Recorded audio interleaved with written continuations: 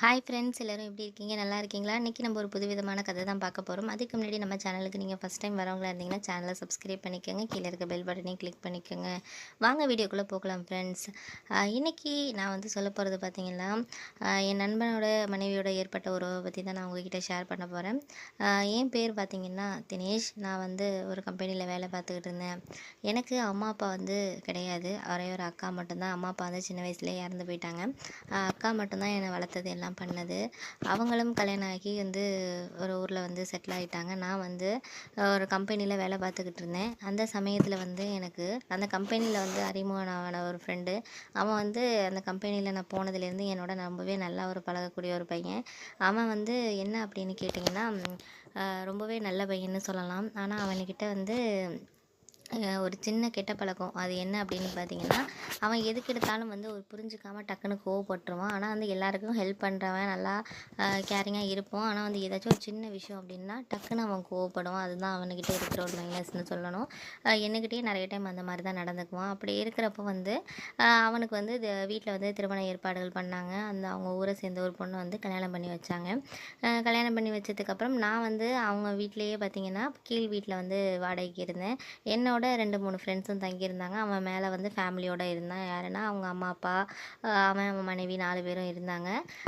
அந்த மாதிரி இருக்கிறப்போ நானும் அவனும் வந்து வேலைக்கு வந்து ஒன்றா தான் கிளம்பி போவோம். ஏன்னா ஒரே ஆஃபீஸில் வேலை பார்க்குறதுனால நாங்கள் வேறு வேறு பிரான்ச்சு. ஆனால் வந்து வேலை பார்க்குற இடம் பார்த்திங்கன்னா ஒரே இடமா தான் இருந்துச்சு. அதனால் நான் வந்து 2 பேரும் வீட்டில் வந்து எப்போதும் வந்து ஒத்துமையாக தான் இருப்போம். நான் வந்து அவன் வீட்டுக்கு போவேன். அவன் வந்து என் வீட்டுக்கு கீழே இருக்கிற ரூமுக்கெல்லாம் வருவான். ஃப்ரெண்ட்ஸோடு ஜாலியாக இருப்போம். அடிக்கடி அந்த மாதிரி தான் இருந்துக்கிட்டு இருந்துச்சு எங்கள் லைஃப்பில்.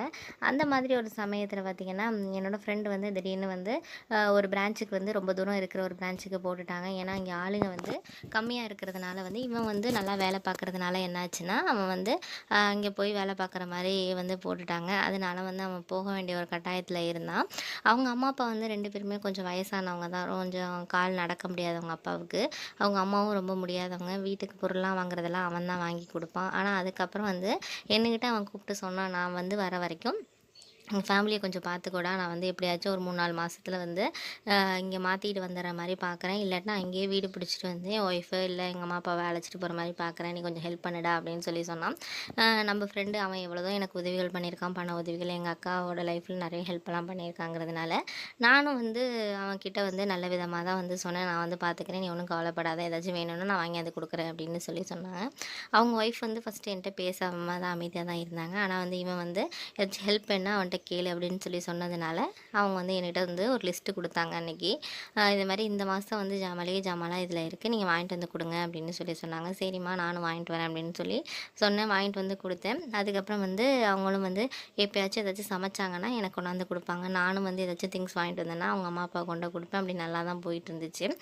ஒரு நாள் வந்து அவங்க அப்பா வந்து செக்கப்புக்கு வந்து கூட்டிகிட்டு போயிட்டாங்க. யாருன்னா அவங்களோட மாமா வந்து ஊர்லேருந்து வந்திருந்தாங்க. என் ஃப்ரெண்டோட மாமா வந்து என் ஃப்ரெண்டோட அப்பா அம்மா 2 பேரையும் வந்து ஹாஸ்பிட்டலுக்கு வந்து அவங்க அப்பாவை செக்கப்புக்காக வந்து கூட்டிகிட்டு போனாங்க. அவங்க ஒய்ஃப் மட்டும்தான் இருந்தாங்க. என் ஃப்ரெண்டோட ஒய்ஃப் மட்டும்தான் வீட்டில் இருந்தாங்க. அந்த சமயத்தில் வந்து எங்கள் ரூமில் வந்து கேஸ் வந்து காலியாகிடுச்சு. சரின்ட்டு நான் மேலே வந்து அடிஷ்னல் கேஸ் இவங்க வச்சுருப்பாங்கன்னு சொல்லிட்டு நான் அவங்கக்கிட்ட போய் கேட்டேன்.